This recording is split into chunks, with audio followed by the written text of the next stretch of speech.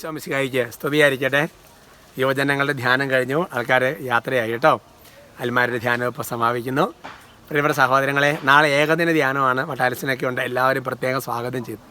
ഇനി യുവജനങ്ങൾക്കുള്ള ധ്യാനം ഏപ്രിൽ മാസം എന്താ വെച്ചാൽ ഇലക്ഷനൊക്കെ വന്നുകൊണ്ട് ആഴ്ചയിൽ ധ്യാനം ഇല്ല. ഇതിനൊക്കെ മെയ് മാസത്തിലാണ് യുവജനങ്ങൾക്ക് വേണ്ടിയുള്ള ധ്യാനമുള്ളത്. പറയാം, സന്തോഷത്തോടെ പറയാം. ഹല്ലേലൂയ. പ്രിയപ്പെട്ട സഹോദരങ്ങളെ, പിന്നെ ആ വിഷയത്തിന് തലക്കെട്ട് നോക്കിയായിരുന്നോ? ക്ഷമിച്ചാൽ മാത്രം പോരാ, ദീർഘക്ഷമയും കൂടെ വേണം. അപ്പോൾ നിങ്ങൾ ചിന്തിക്കുന്നുണ്ടോ ഓരോരോ വിഷയങ്ങളും? ഹല്ലേലൂയ. ഇതിനകത്തൊക്കെ ചില കാര്യങ്ങളുണ്ട് പ്രിയപ്പെട്ട സഹോദരങ്ങളെ. 2 പത്രോസ് 3:9 വചനം പഠിപ്പിക്കുന്നത് ഇങ്ങനെയാണ്: ആര് നശിച്ചു പോകാതെ എന്ന് പറഞ്ഞാൽ എല്ലാവരും അനുദപിക്കണമെന്ന് അവിടുന്ന് ആഗ്രഹിക്കുന്നത് കൊണ്ട് അവിടുന്ന് നിങ്ങളോട് ദീർഘക്ഷമ കാണിക്കുന്നു എന്നേ ഉള്ളൂ.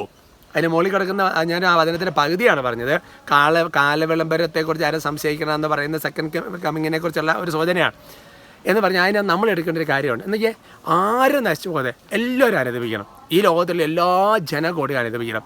അതിന് കർത്താവ് ചെയ്യുന്ന പരിപാടി ദീർഘക്ഷമ കാണിക്കുന്നു. ദീർഘക്ഷമ എന്ന് വെച്ചാൽ ക്ഷമ പോരാ, ദീർഘക്ഷമ. ഒന്ന് എന്ത് ചെയ്യുക സഹോദരങ്ങളെ? അപ്പോൾ ഈശോയുടെ സ്വഭാവമാണ് എല്ലാവരും അന്ത്യനത് ഉയർപ്പിക്കണമെന്ന് ഈശോയുടെ ആഗ്രഹം, പിതാവിൻ്റെ ആഗ്രഹം അല്ലേ? അതാണ് ദൈവത്തിന്. അത് ഈശോ കുരിശ് മരിച്ചത് അതുകൊണ്ടാണ്. അപ്പോൾ അതുകൊണ്ട് ഈശോയുടെ ആ സ്വഭാവം, പിതാവിൻ്റെ സ്വഭാവം നമുക്ക് വേണം. എന്നറിയോ? നമുക്ക് ക്ഷമിച്ചാൽ മാത്രം പോരാ, ദീർഘക്ഷമ വേണം. എന്ന് പറഞ്ഞാൽ പുകഞ്ഞ കൊള്ളി പുറത്ത് പോരാ, അങ്ങനെ പറയരുത്.